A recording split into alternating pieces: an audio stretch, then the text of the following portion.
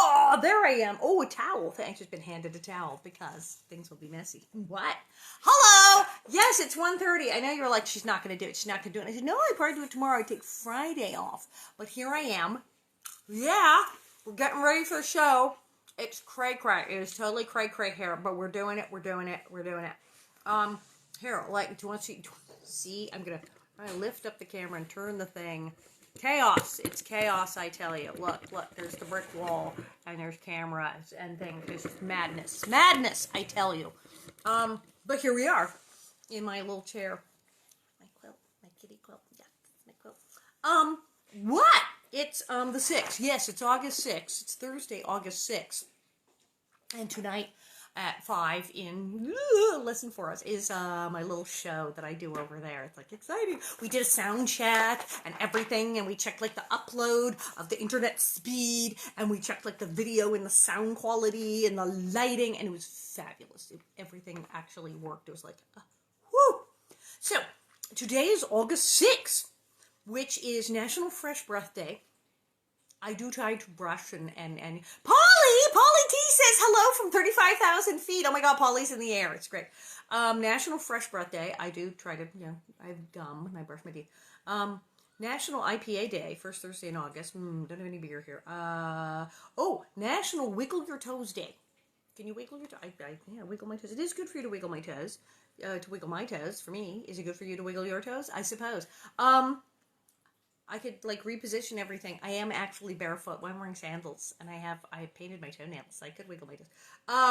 But I'm excited, because what today is National Root Beer Float Day. It is Root Beer Float Day.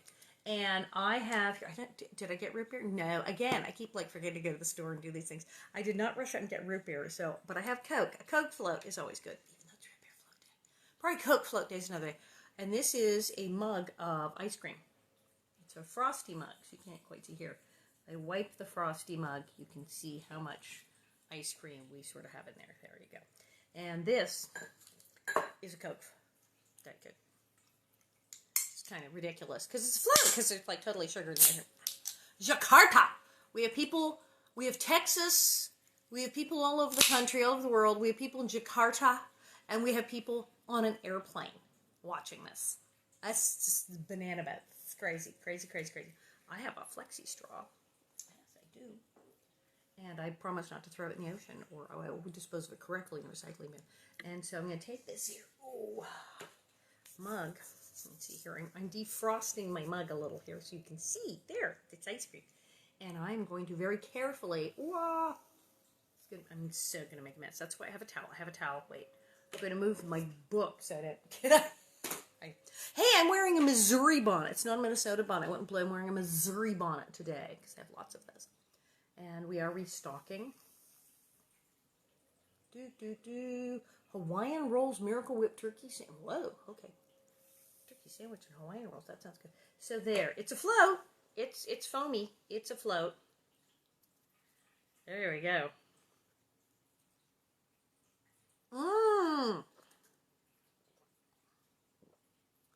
Wow, that's really good. I haven't had an ice cream float in ages. That's delicious. And today we have some goldfish. I'm gonna soda. Everybody, show me straight. So, Hey, there's the tin cups. Yes, so I got these tin cups, from Walnut Grove, and some of them came with the little Walnut Grove Museum logo, and some of them came plain. I like the plain. Iceland's on her. Valsdottir. Ja, Ine Valsdottir. Kunde säga, ja, blessa. Wienertorta. My father named it Thorhudler Marvin Arngrimson, and I would have been Thorhudlerdottir if I was proper Icelandic. Yes, they came plain or with the logo. And I didn't know. I'm sorry, I have to put that on there. Like, which do you want? Because some people got the plain one and went, I want the one with the logo. I know. Oh, I got the logo. I wanted the plain. So we'll have to make sure to put that there's a choice. We'll probably mostly have logo in the next order. Oh. Never had a Coke float. Well, grab yourself some ice cream and Coca-Cola. Boy, is that foam up. I mean, there's hardly any room. It's so foam. Oh, but that is super delicious. So yeah, it's just, like I said, we're gonna do a short one today because with all the kookiness, we're having to get ready for the show. But girl William Anderson wrote some sort of short chapters, so they're not all too long. And he's good, right? Because he's not like super historical dry like in Ingalls born 18th. He's like, makes it work. Something went pink. That was not me. I don't know what pink. Okay, Indian Territory. Indian Territory. Now my volume is all properly measuring. Yeah. Indian Territory. Chapter 2.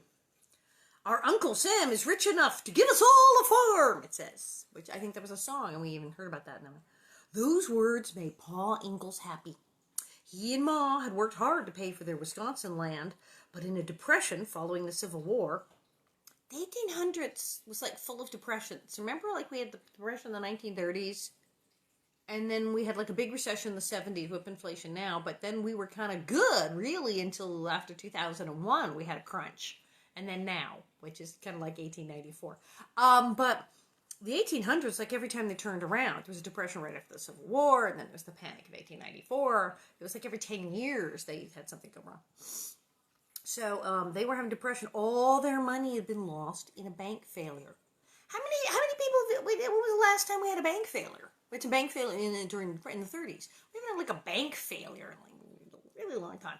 But they had bank failures all the time. So they lost their money in a bank failure right after the Civil War. And remember, the reason in On the Way Home, Laura explains that she and Alonzo lost it, that they lost the farm, and then the bank failed. So there you go. So they're getting mighty tired of this. The idea of 160 acres of free government land on the prairie made Pa eager to go west. He wanted to stake his claim on land that the government was giving away to farmers. So that's why the homesteading was so attractive. I mean, yes, you had to work the land and you had to somehow get your crops to grow and not die and not starve to death. But if you could do that, you did get to keep the land and not have to write a big old check. So it was a good deal. But it was a particularly good deal because there was a gigantic bank failure, crash, depression, nightmare where everyone had lost all their money. It was after they won in the 30s. I think they passed all the laws that, I mean, you still could, but you can't have a crash the way we had a crash in the 30s. There's all that FDIC whatnot protections. Mm-hmm. It was, my grandfather, yeah, people didn't, anyone who lived through any of these things didn't want to put money in the bank, kept cash in the mattress. Since then, they have passed laws that your money's a heck of a lot safer in the bank than it was in 1894 or 1860s or in the 1930s. Much safer. Could they manage to screw it up again? Yes, of course, but yeah, FDIC.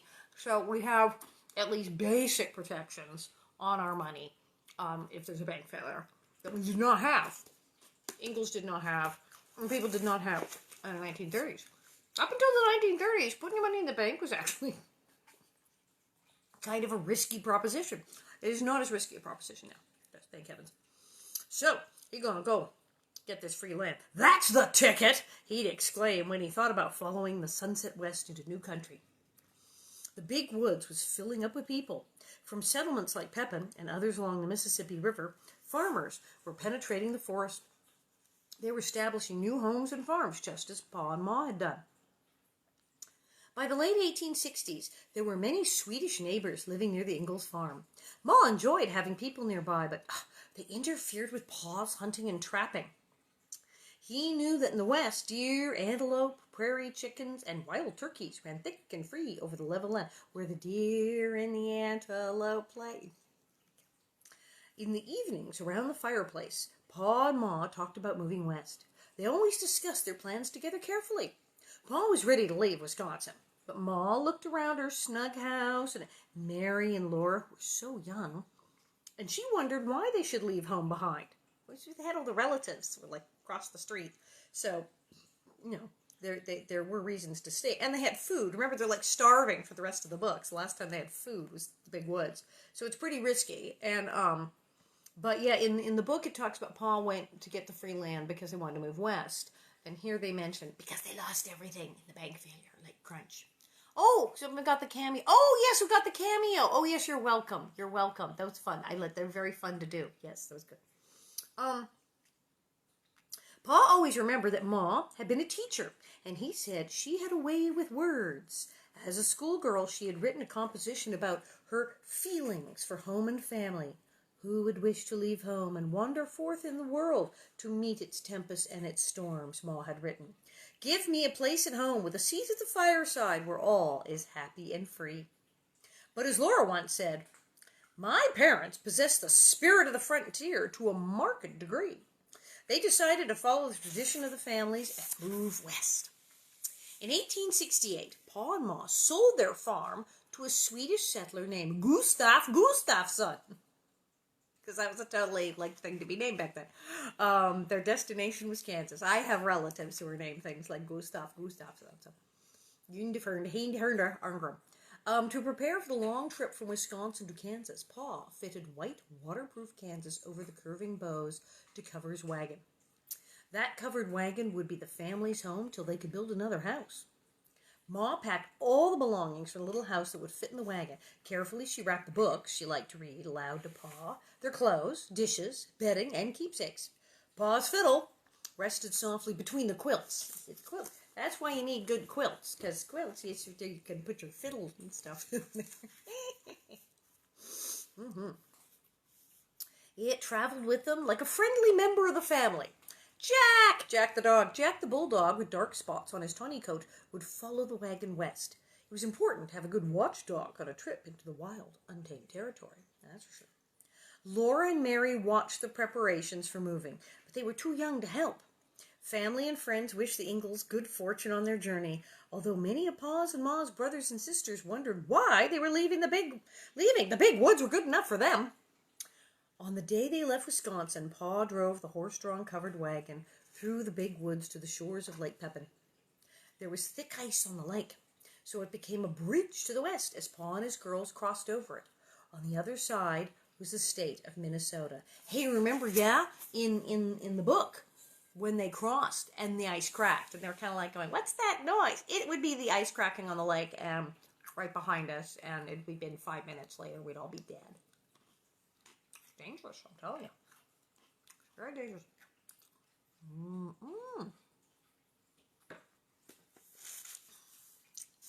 The long journey west took the Ingalls family across Minnesota, through Iowa and Missouri, and finally west into the state of Kansas. Hey, come here. We have more tissue with us today. Yeah? More tissue, you want to come? You want to come? No, you don't want an ice cream float. It's not for cats. You might want a goldfish, but probably not. Come here. You want to get up on the quilt? Want to get up on the quilt? Apparently not, but she just dropped by to visit. All right. So, Iowa, Missouri, finally west of the state of Kansas. Laura told of that trip in the book Little House on the Prairie. Although she was too young to remember those experiences, Pa and Ma and Mary told her about it later. Yeah, that's that thing where she kept messing with the timeline and her ages and all that stuff that happened in Little House on the Prairie, where she's arguing with her mom about the... Yeah, she was like, what, 3? It's like, yeah. We rode in the covered wagon all day long, every day, Laura said. We couldn't remember how many days it had been, for we were such little girls. We had seen strange woods and hills and creeks and rivers. We had crossed long bridges and been on ferry boats, and for days we had been going along flatlands covered with tall green grass, where rabbits hid when they saw the wagon, and prairie chickens scuttled across the road. The days of travel were not always easy ones. There were dangerous deep rivers and streams to cross, and lonely times of driving for miles without seeing another human being. Sometimes the rains and hot sun made the wagon a miserable home. Ugh. But because of Pa and Ma, Mary and Laura felt the wagon was homelike. Ma cooked good meals over the campfire when they stopped for the night, and Pa played his fiddle merrily, driving back the eerie sounds of nighttime. His rifle was always in the wagon to keep them safe. Pa drove the wagon to the southern part of Kansas and then veered west. He rejoiced that the land was level and treeless. There were nothing like the grassy plains under the sky, which curved like a blue bowl over the wagon. Oh, pretty. The Ingalls family came to the Verdigris River. I remember this. The horses pulled the loaded wagon across the river, and Pa stopped them in the new frontier town called Independence. But Pa saw no need to stay long. He wanted the open prairie. The last stretch of the long journey continued another 13 miles southwest of Independence. But that's where you go if you want to see the Little House on the Prairie Museum, the Kansas one. It's supposed to you go to Independence. Man, that's good. And because it's just down the road from there, it really is in Independence. I mean, it's 13 miles away. That's not really out of Independence at this point. So, Oh, Robert says, I want a quilt like that. Well, she's... Yeah. Jane with Y, she's on here. She made the quilt. And talk to her. Pa called the land above the Verdigris River bluffs the High Prairie, a stream called Walnut Creek. Omens of Walnut Grove later. Broke the monotony of that flat stretch of land, and trees grew along its banks. Water and wood were important for a pioneer. In the distance, blue-green bluffs rose up from the prairie. There was nothing to distinguish one rolling plain from another on the high prairie.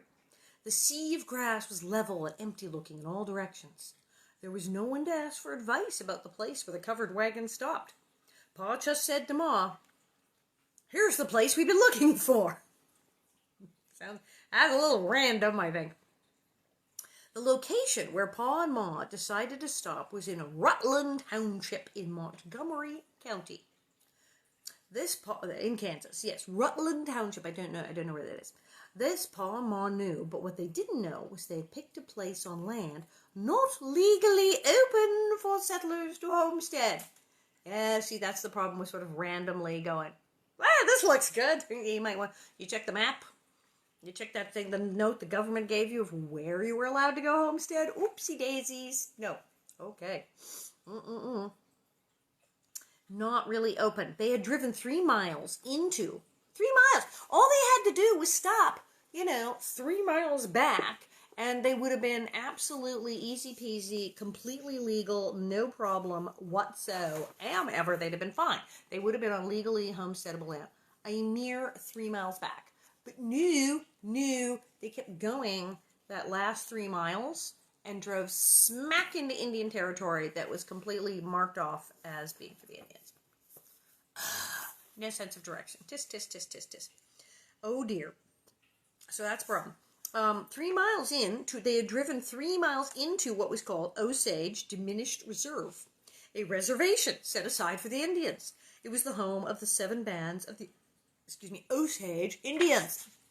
The Osage Indians had lived along the Osage River in Missouri during the early 1800s. When settlers started moving into the Missouri hunting grounds, they were willing to give up their land and move west. Well, I don't know if willing, exactly the word.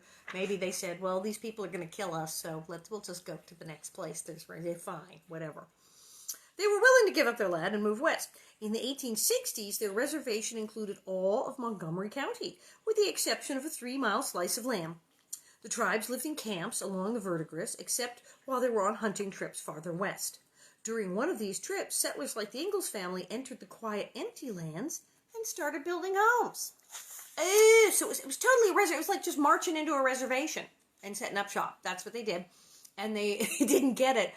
The reservation was relatively large, so when the Osage would go hunting, they were, up the road. So basically, they showed up at somebody's house, and they happened to be out at the store, so they pulled into their yard and built a house, because they just went, everybody's here. Oopsie daisies. Well, there you go. Oh, worse. Pa did not bother to file a claim on the land.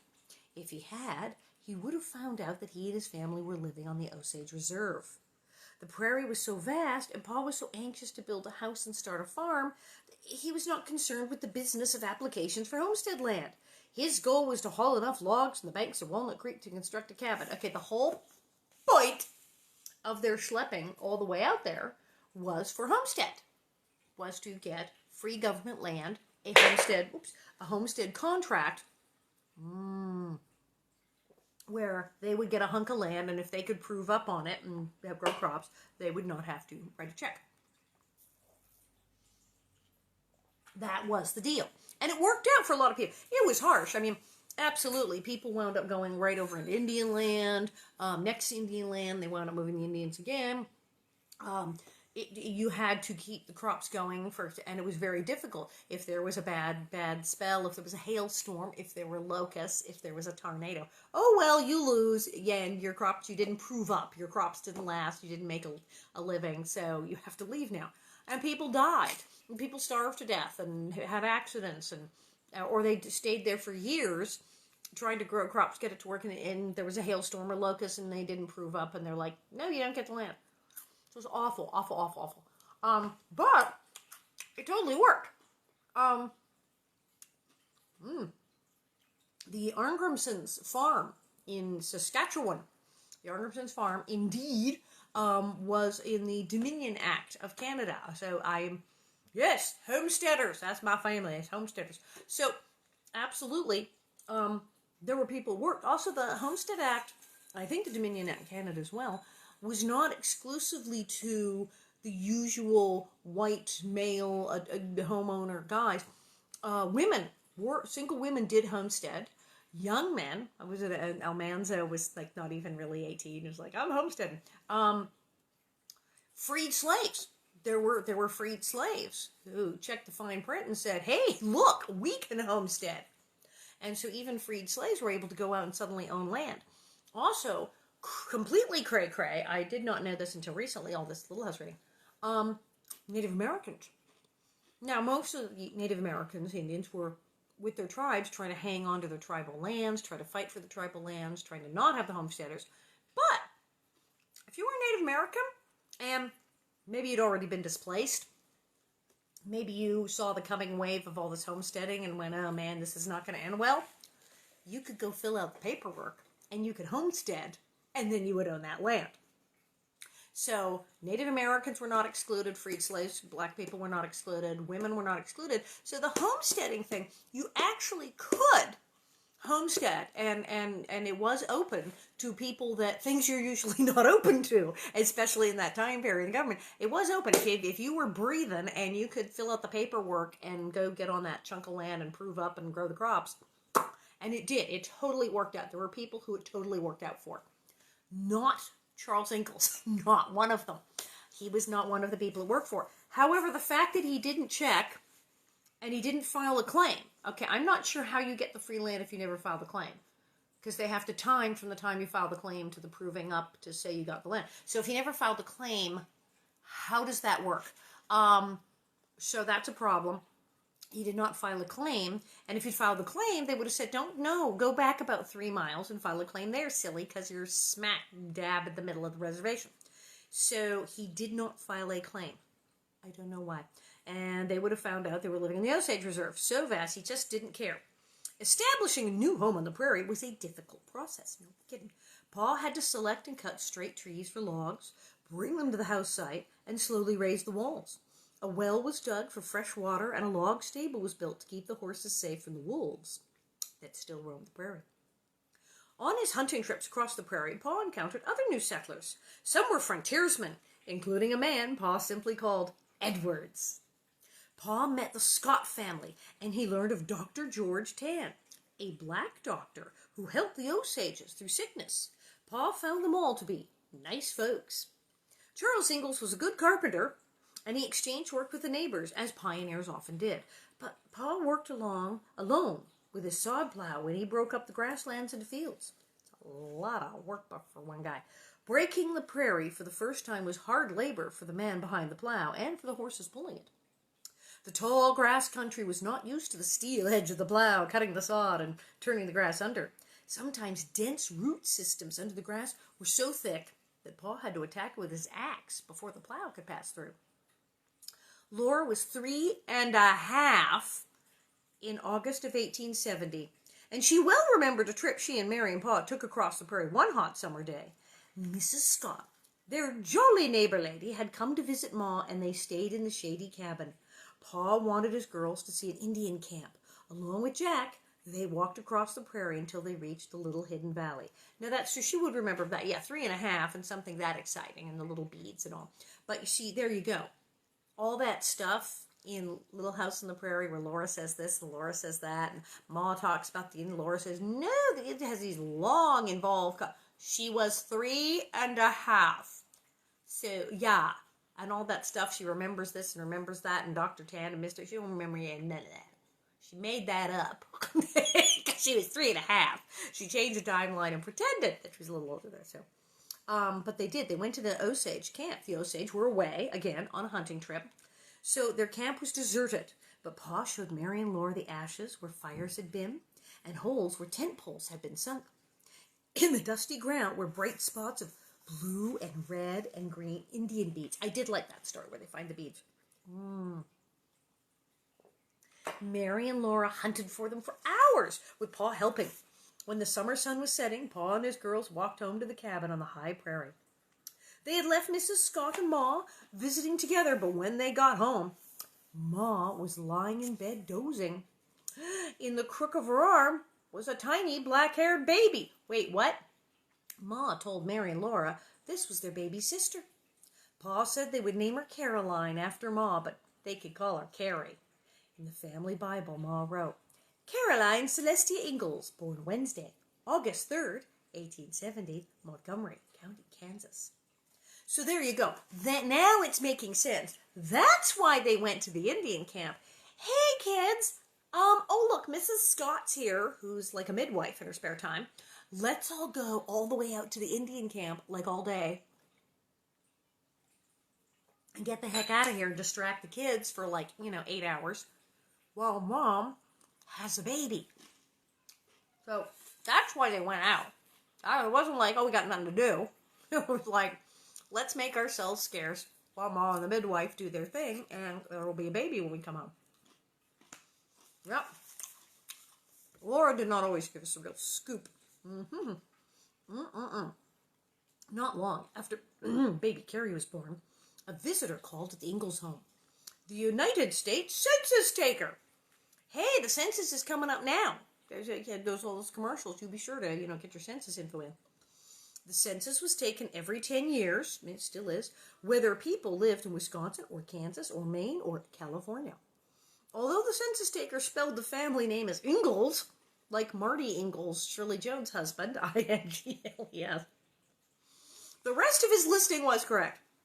He recorded that Pa, C.P. Ingalls, was 34-year-old carpenter. Ma was 30 and listed as keeping house.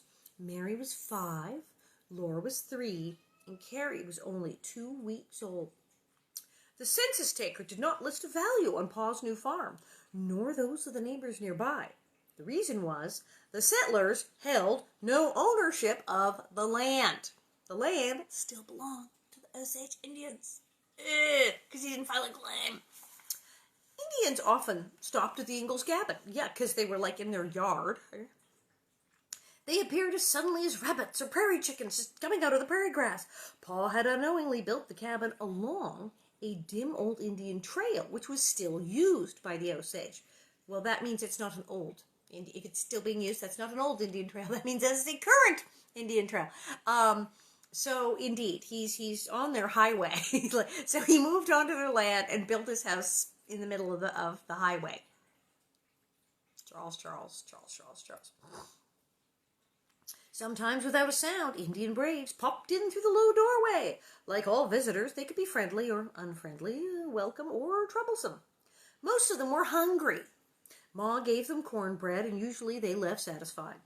Ma complained when the Indians visited while they were wearing smelly skunk skins. Well, that's right, skunk skins were in fashion that week, but, okay. Pa encountered Indians while he hunted, and they seemed friendly enough, although he and they could not communicate.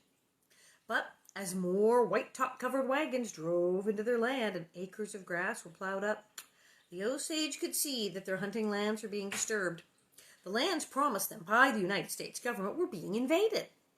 Their trails had been destroyed by log cabins and barns. As had happened before, the wild animals the Indians hunted for food were being driven away. Rumors passed from one prairie cabin to the next, saying the Indians were angry. Well, I don't think that was a rumor.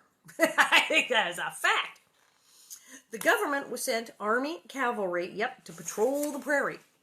Some claimed that the settlers, not the Osage, would be told to leave the area. Pa and Ma tried to ignore the stories. Dude, you didn't even file a claim, and now you're going to ignore the stories. And they thought of the crops that they would plant on the land Pa had plowed. Okay, clearly things are not going your way. It's like time to go. Finally, the Indians could no longer be ignored. In their camps in the valleys, the bands of the Osage debated war against the farmers to protect their lands. Peaceful nights in the Ingalls cabin turned to nightmarish hours of fear as the sound of the Indians' angry chanting and war whoops replaced the peaceful music of Pa's fiddle. It was far more terrifying a sound than the howling of wolves, Laura said. She remembered those howling screams all her life, but also that Pa stood sentinel with his gun, protecting the family. Congress wanted to offer the Osage tribe 18 cents an acre for their land so that a railroad could be built. President Grant refused to allow a sale that gave the Indians such a small sum in exchange for asking them to leave. Well, that's kind of good of him, because that's not very much even in those days. In 1870, here we go, the United States Congress voted to pay the Osage $1.25 per acre for their Kansas land and to give them a new reservation in Oklahoma. Okay, that's was like the going price for an acre then. 18 cents. $1.25, that is a little more like it.